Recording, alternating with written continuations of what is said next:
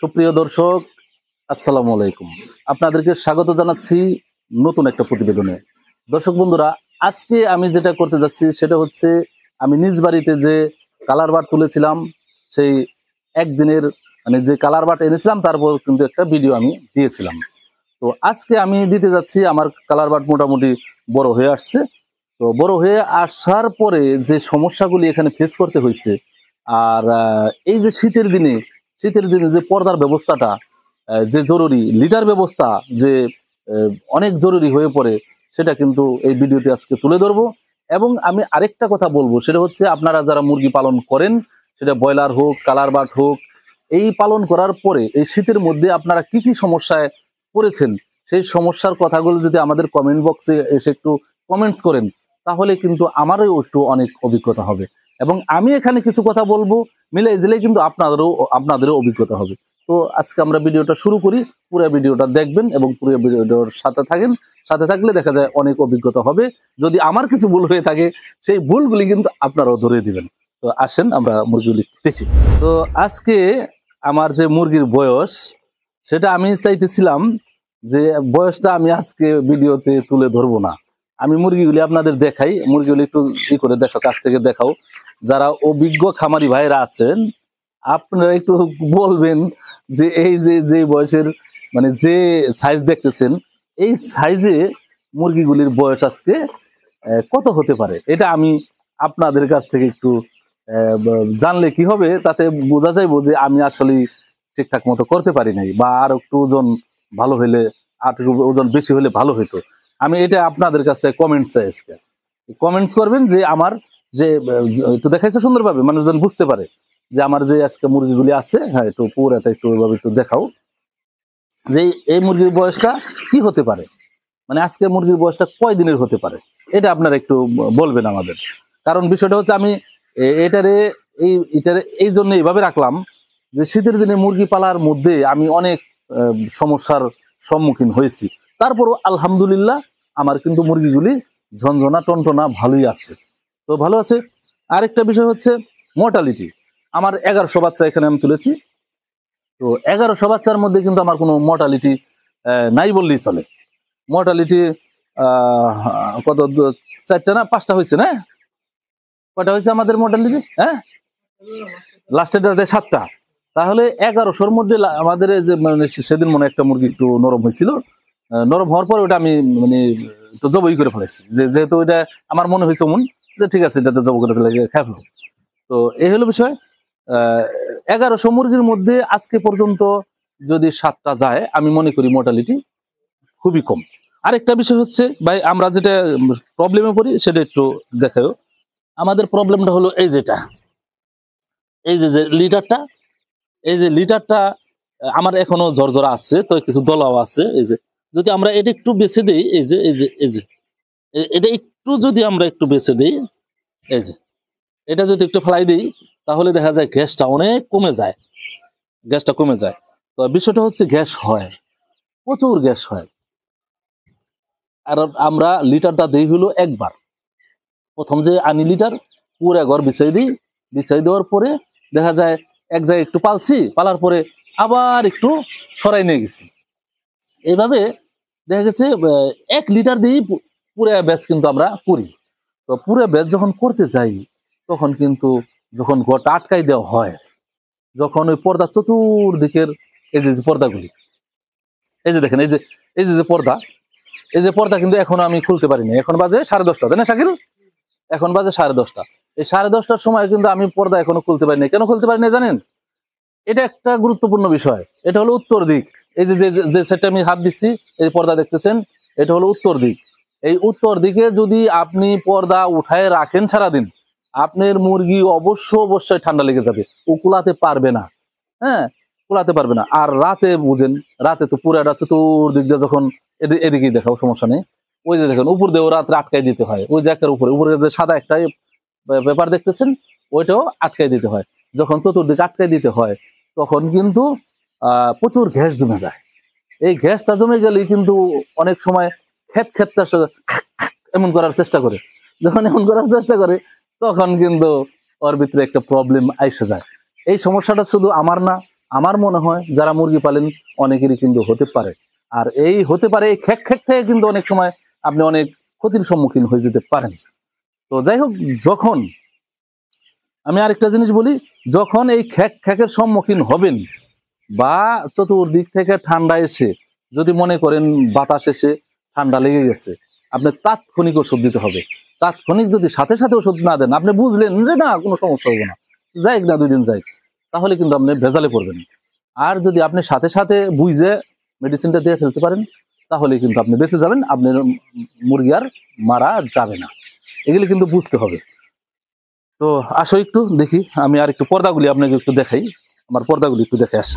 তো এই যে আমি হাত দিছি, এই সাইডটা হলো আমার পশ্চিম দিক, মানে উত্তর পশ্চিম পূর্ব, পূর্ব পশ্চিম উত্তর দক্ষিণ, এটা তো আপনারা মুরগি পালতে হলে বুঝতে হবে। যেমন এই যেটা হলো আমার পশ্চিম দিক, এই পশ্চিম দিকেও দেখা গেছে উত্তর আর হলো পশ্চিম। উত্তর আর পশ্চিম যখন আপনি ছোটকাল বাচ্চার বয়স যখন 1 থেকে মানে এক পর্যন্ত, তো 1 থেকে 10 দিন পর্যন্ত সহজে ওর খুলেই না। তারপর যখন আপনি গ্যাস টেস্ট করাবার জন্য খুলবেনও, তখনও দেখা গেছে আপনি এই যে উত্তর দিক এবং পশ্চিম দিক যদি বেশি অতিরিক্ত খুলে রাখেন, বাচ্চা কিন্তু ঠান্ডা লেগে যাবে। আর আমার এই পর্দাটা দেখেন, এই যে হলো উত্তর দিকের পর্দা, এই যে হলো আমার উত্তর দিকের বিশাল পর্দা, ঠিক আছে। এই যে পর্দা আমরা আমরা এই যে এই পর্দাও একটু পরে খুলবো, আর একটু রোদ উঠলে, এখন 10:30 বাজে, আর একটু যখন আরো গরম হয়ে যাবে তখন এই পর্দা আমরা খুলবো, এর আগে খুলবো না।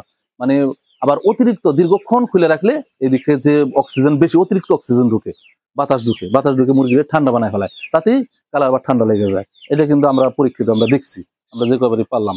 তো দেখেন এই যে পর্দা, আর রাতে যেটা আমরা করি, এই যে দেখেন রাতে রাতে যেটা করি সেটা হচ্ছে রাতে এই যে এটা দিয়া এই যে এই যে ফাঁক করে দিই,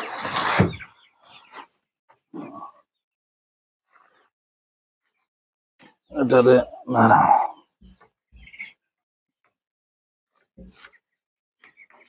এটা যখন এই যে রাতে রাতে এইভাবে একটু ফাঁক করে দিলে, ওই যে হালকা একটু ফাঁক করে যখন দিই, তখন গ্যাসটা কিন্তু বের হয়ে যায়, গ্যাসটা এই দিক দিয়ে ঢুকে ওই দিক দিয়ে বের হয়ে যায়। রাতে আমরা এটা একটু করে দিই।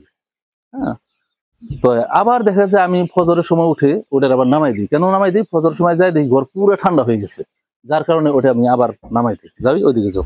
তো এটা হলো দক্ষিণ দিক, এটা হলো দক্ষিণ দিক। এই যে আমার পর্দাটা দেখেন, এই যে পর্দা।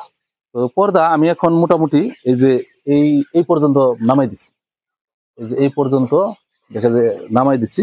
তো এখন এটা যদি আমি পুরো খুলে ফেলাই তাও সমস্যা হবে না, কারণ 10:30 বেজে গেছে, আমার পুরো রোদ ঢুকে গেছে। যেহেতু পুরো রোদ ঢুকে গেছে, এখন এখন কিন্তু গ্যাস বের করা কোনো কঠিন না। মানে 10টা বেজে গেছে, 11টা বেজে গেছে, আপনি খুলে টুলে গ্যাস বের করে দিলেন। হ্যাঁ, বড় হলে ও সয়, কিন্তু যখন ছোট থাকে তখন কিন্তু অল্প বাতাসেও ঠান্ডা লেগে যায়। তো এই যে পর্দা উঠান নামান উল্টা পাল্টা যদি হয়ে যায়, পর্দা উঠান নামানো যদি উল্টা পাল্টা হয়ে যায়, তখনও মুরগি নিয়ে কিন্তু বিপদে পড়তে হয়, ঠিক আছে। যার কারণে কিন্তু এটা পাশে থেকে থেকে থেকে থেকে কাজগুলি করতে হয়। তো আমার এই যে পর্দাটা আমি এই পর্যন্ত দিচ্ছি এখন নামাইয়া। হুম, তো এখন কিন্তু গ্যাস থাকবে না, এখন যে আছে এখন কিন্তু আহ উপর দেবো দেখেও খোলা আছে, সমস্ত গ্যাস বের হয়ে যাবে। তো বিষয়টা তো এখন না, দিনে না, দিনের বিষয়টা তো আমি গ্যাস ঠ্যাস যেভাবে একভাবে বের করতে পারলাম, যখন খাইতে খাইতে খালি পায়খানা করে করতে করতে ময়লাতে ভরে ফেলায়, তখন বিশাল গ্যাস হয়, চোখ জ্বলে, চোখ পর্যন্ত জ্বলে। চোখ যখন জ্বলে তখন তো আপনারা বুঝি যে হ্যাঁ মুরগির সমস্যা হইতেছে, তখন মুরগি কিন্তু খ্যাক খ্যাক করতে পারে।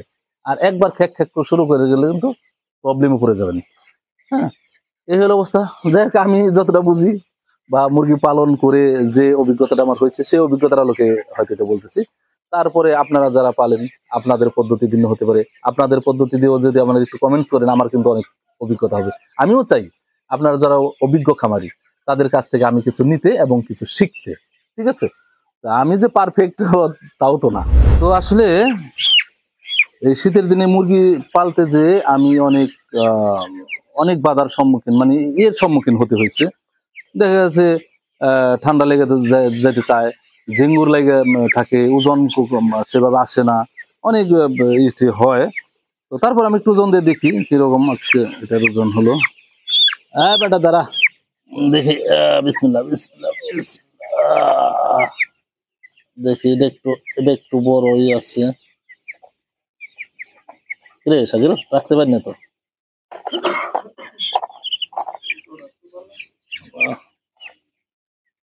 ধরো দে 720, যাক 720 যায় থাকি।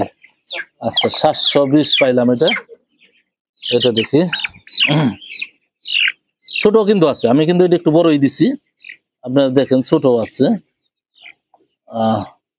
এটা হলো 600 কত, যাক 56-57, 657 নাকি দেখি, 657। তো এই রে দাঁড়া দাঁড়া, এটা কত 600 বনি, 625-26 আর কি। এই যে আরো ছোট মুরগিও আছে, আমি এটাও একটু বলে দিই। এটা ছোট মুরগিও আছে, আমি কিন্তু আজকে বয়সটা বলি নাই যে আজকে বয়স কয়দিন। তো হ্যাঁ, তো বয়সটা আজকে আপনাদের কমেন্টে বলতে হবে যে ভাই এই কয়দিন হইলে ঠিক আছিল, বা এই কয়দিন হইলে ঠিক হইতো।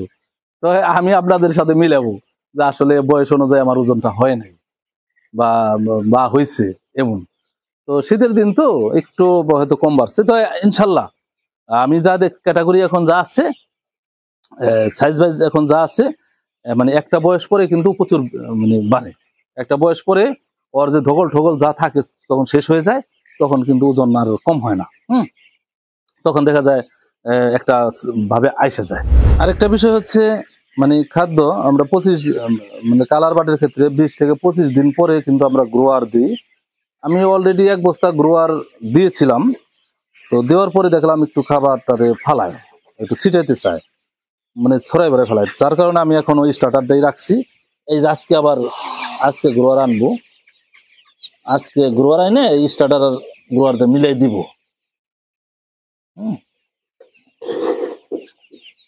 আর একটা বিষয় হলো এই যে খাবার, এই খাবার যাতে ময়লা উঠাইতে না পারে, যার কারণে আমি আগে দিতাম ঝুলাইয়া, রশি দিয়ে ওই উপরের সাথে ঝুলাই দিতাম। তো ঝুলাই দিলেও দেখা যায় খাদ্য পট্টর বা অনেক সময় ছিঁড়ে বেড়ে পড়ে যাবে চায় বা হয়ে যাবে চায়। যার কারণে ইটা দিয়ে দিছি, যে ইট দিয়ে দিছি। আর এই যে পানির পাত্রের মধ্যে কিন্তু ইট দিয়ে দিছি, সারা ঘরেই ইটা দিয়ে খাবার ওইটা দিয়ে দিছি, পানির পাত্র এটা দিয়ে দিচ্ছে যে ময়লা যাতে না হয়।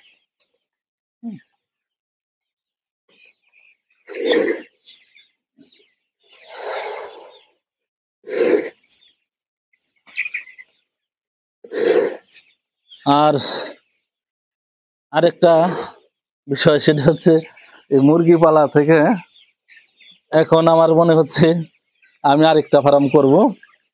তো এর মধ্যে আরেকটা ফার্মের কাজ শুরু করব।